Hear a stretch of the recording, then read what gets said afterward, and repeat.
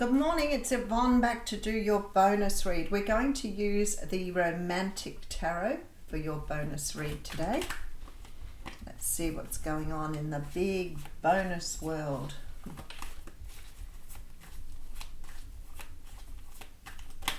Oop.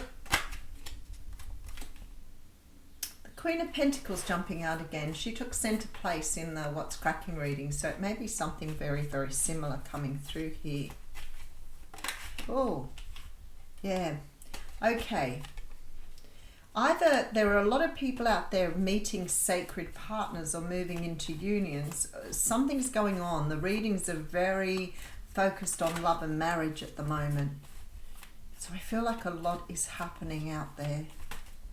All right, let's see what we're going on with. Okay, so we've got the Four of Pentacles coming through. And to the lovely Joan, there's the goat again, Joan. Sure and steady. The goat represents, of course, the sign of Capricorn. So this card is definitely a Capricorn card.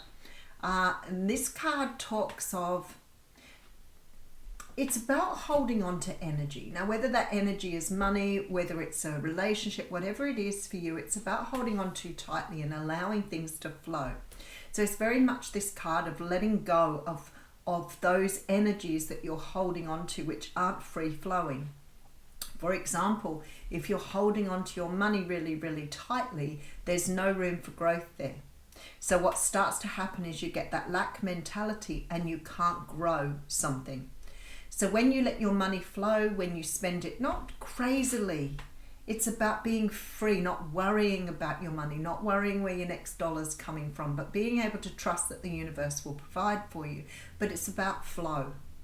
Now, if we hang on to the energy too tightly, we block ourselves off from the universe. So in the traditional tarot, we see somebody with the coins on the crown chakra, the heart chakra, the under the feet. So this person cannot create because they're coming from a place of control. So this is sort of letting go of that here, because you have the Magician here. So what the universe is saying, you need to let go of the control that you're trying to hang on to and allow things to flow so that you can create through the Magician. So whatever you're doing here, the trick is always about control, but sometimes we're so used to controlling, we are so used to controlling our environment that we forget that it's much easier for us to let go of control and just trust, but we all do it. You know, what if that job doesn't work out? And then you start to visualize why the job isn't going to work out, or what's going to happen next week? What happens if I don't meet somebody by the end of the year? What happens if, you know, my dream doesn't come true? And we tend to control those energies, trying to give ourselves some freedom in what we're doing, but we're not. We're holding ourselves back. Now, I know that we talked about this last week on the live, and I know I put something up on my Facebook page in that interim. If you have too many ideas of how you want something to manifest, then what you're doing is you're limiting the universe from manifestation. So say, for example, you know, you want to meet somebody for a relationship and you've got the idea of the person you want to meet and you even visualize how you're going to meet them. And what then the universe is sort of doing is going, well, hang on a moment, that's only one option, but we have this really good option over here, which looks nothing like that. But that's not what you're manifesting, is it? So it's sort of like the manifestation sort of gets stunted or stilted. So, you know, I want a house and I want a 4-bedroom house with 2 bathrooms. And the universe goes, well, we've got this 5-bedroom one with 3 bathrooms here, but you're not wanting that. So you've got to be careful that you don't put too many restrictions on your manifestation. If you want new love to come in, you ask for new love. If you want that house, you ask for the house and you play it by ear. Don't be too fixated on what you want, because it may flow past you then because it's not what you're manifesting. And that's what I see here. So for many of you here, this is about stability, marriage, commitment. I see you trying to manifest something here in regards to a long-term commitment. So the universe is saying don't be too stuck on what you want here, because it may not come to you because you are trying to manifest a particular thing, and we may not be able to provide that particular thing for you. So be open-minded. It's really interesting energy, actually, because the Four of Wands does talk about stability. So maybe it's that you are wanting to be in a place where you're stable, where you don't have to worry about things so much, where you can let go. But remember, it's in the letting go that you are manifesting here. So what else do we have here? All right, so we have the Page of Swords coming through with the Five of Wands. Yeah, okay. Two of Cups. So the universe is saying to you here, actually, you've already asked the universe for this. We are listening. We are listening. There is no need to go backwards and forwards in your head querying that you want it on a Friday, because we're going to bring it on a Monday, Tuesday, Wednesday. So you don't need to be so fixated here. You have new love coming here with the Two of Cups. So you have to end this cycle. End this cycle of control, I feel this is. Or maybe negative thinking. Maybe that going around in your head thinking it's not going to happen, when in reality it's already manifesting for you. Just don't be fixated on when, how, who, what, or why, because it's not coming in the way, shape of what you feel. And we saw that with the What's Cracking reading, because the card in there particularly stood out where it said, be careful what you wish for. Because the universe will test you to see how much you've learned. You will always have those tests where you think, I've done this before, I don't want to do it again. All right, let's get into the reading. So we have the Six of Wands coming through. We have victory.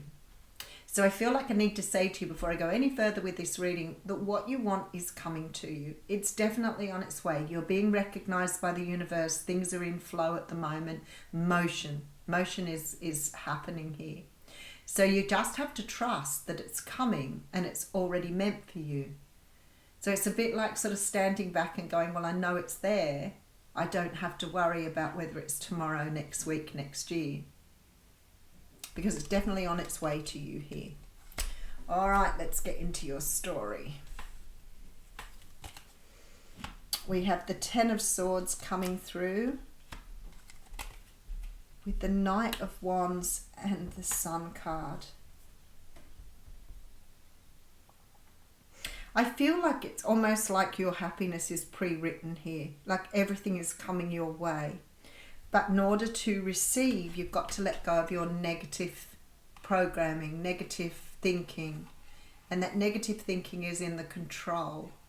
And maybe when things aren't going right, maybe you self-flagellate or you punish yourself when things aren't going in your direction. Because that's what we do sometimes. When we don't get it right, instead of going, well, that's okay, I didn't get it right this time and I'm okay to move on and just accept what comes my way, we then try to control everything to make sure that the next thing doesn't do the same thing to us. But it's not necessary, you see. Because something is already... it's already ordained, it's already there for you. It's already on your path. So just accept and flow. I have the Five of Pentacles with that Queen of Pentacles. Oh, look at that. And the King of Cups. So for some of you here, you may be dealing with Earth sign, Capricorn, Taurus, Virgo, or you may be dealing with water signs, Cancer, Pisces, Scorpio, but you're already here. So whatever this worry is about this person coming in, returning, offering, bringing you happiness, it's already pre-written. This person is bringing you the Sun here. A lot of Leo energy coming through as well. This person's already meant for you. They are already meant to be on your path. So no matter what you're wishing for, you've already got this. Don't fall into the lack mentality. Don't start going into the when is it going to happen, how is it going to happen. And it's funny because as a reader, we often give people some idea of when things are coming into being. And I do have people saying to me, but it hasn't come yet. And don't be like that. Don't be so focused on when it's going to happen, because you're going to slow down the process. It's about you releasing that lack mentality and knowing it's coming, even if you don't know the exact time or date. It's about letting go. You know, I'm listening. I can feel somebody out there at the moment going, that's what I'm doing. So whatever's going on here, you just have to trust that it's coming. But again, it may not come how you think it will. Sometimes we have a particular idea of how we want our lives to unravel. And sometimes they just don't unravel that way. All right, so we have the Temperance card, exactly, with the Page of Cups and the Moon card. Okay. The Temperance card and the Moon card for me are about bringing yourself back into balance, bringing your emotional self back into balance. So remember, we always talk about being the observer, not really controlling your emotions. So what we do is we tend to look at everything through the eyes of emotion rather than through a logical perspective, which is sort of something we've been taught, but it's actually quite it's something you learn to do in childhood. So you see everything through the eyes of emotion. And I feel like a lot of you here are learning how to be logical with your decisions, or how to be logical with the way you see things. There's sort of this energy here, and the Moon came out in reverse in the What's Cracking card, cracking reading. There's an energy here of submerging your emotions. So for example, you know, if you are feeling, let's use jealousy. Jealousy is a good one. We all feel jealousy. It's part of what we do. It's part of who we are. But you can't submerge that jealousy, because then that jealousy festers. So what you've got to do is learn to let it go. Otherwise you become immersed in your emotions and unable to see clearly. So what starts to happen is you start to see everything through the eyes of jealousy. So it's about understanding how to let the emotions flow. There's a balance required here before this particular offer is coming to you. So it's on the cards, it's out there, it's ready to come in, but it can't move in until you understand how to let your emotions flow. Now mine is anger. So for many years I never felt anger, and I used to think there was something, I don't know, I think I thought it was quite normal for a long time. And people used to talk about anger, and I used to think I never feel anger. But it wasn't really that I wasn't feeling it. It was that I would push it down because it felt uncomfortable to me. I didn't like the feeling of it, and then I had to learn to embrace it. And that was part of my journey, was learning to embrace the anger. But if you don't understand how to let your emotions flow, then all you've got to do is the feel to heal thing. So when the emotion starts to come up within you, you sit with it for a moment, even if it feels uncomfortable. None of the emotions are bad, but if you're sitting with them, they learn a way of expression within you. And that will start to work a process within you. And then you can let go of those fears of those emotions. But when you're focused on control is very, very difficult to let go of, because sometimes we don't realize how much it pushes our lives. And it is in effect an emotion, because what happens with control, you're reacting or responding to that jealousy or that fear. And so instead of trusting yourself to work through those energies, you try to control them. I don't have a job. I'm looking for a job and I'm not getting a job. And so what happens is you start to control the fear of not getting the job. And that is what you're learning to let go of here. There is balance required in this Temperance card. There is an offer coming to you here from possibly an earth or a water sign that is really beautiful. It's going to bring you a lot of happiness. I see this person, look, coming towards you here. But I feel like for a lot of you, this won't be what you expect.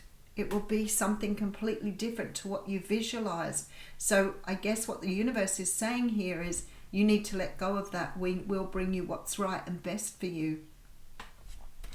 All right, let's have a quick run through. So we have let go here, and I feel like for many, this may be let go of emotions, let go of control, let go of seeking outcomes to things. You don't need to do that. Just let go. Learn to live in the moment. All right, so we have the Magician coming through. So you're manifesting marriage commitment here. There is some sort of communication here, but what they're asking you to do is get out of your mind with it. Stop overthinking it. Just let it go. It's here with the Two of Cups. And you are learning here with the Queen of Swords to cut out what no longer serves you. We do have an offer coming in here. Beautiful. Two of Pentacles, which is what I was talking about. It's learning to balance that energy there. So you're letting go of a fear, I feel, more than anything. Fear of not having, lack mentality, fear of not getting what you want. But you're trying to control your universe to bring you what you want. But again, what you want may not manifest. And those cards all just jumped out at me exactly the same way.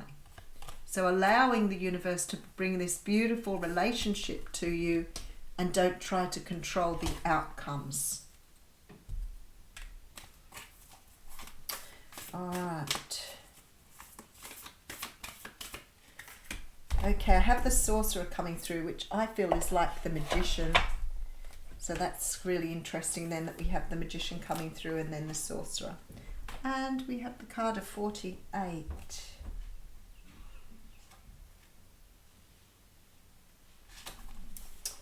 Okay, so this is the source of dark power. The Sorcerer represents the destructive aspect of the human psyche and self-centered behavior that harms others. It symbolizes the unconscious beliefs and ideas that foster separation, conflict, and scarcity. When the Sorcerer enters your cycle, you're being asked to look at how your beliefs around scarcity and self-centered fear manifest in your world. Examine the destructive parts of your psyche that misuse power or harbour feelings of resentment, vengeance, lust, greed, bigotry, or hatred. Perhaps you've harmed someone because of these dark tendencies. If so, not all is lost. You have only forgotten that all beings are interconnected and the universe is abundant. The Sorcerer arrives to challenge you to your thinking. You're being given a second chance. Correct your course and practice not blaming others for the darkness that lives inside of you. Make peace with it and choose another way. This is your shadow energy. So your shadow energy here is showing fears and lack. And maybe some of those things I talked about there. And it's about you being able to use those things in a healthier way. So not being fearful, not trying to control, letting go of those things. They're all part of your shadow self. But you're learning to trust that the universe provides. Alrighty, I will leave you with that. Thank you.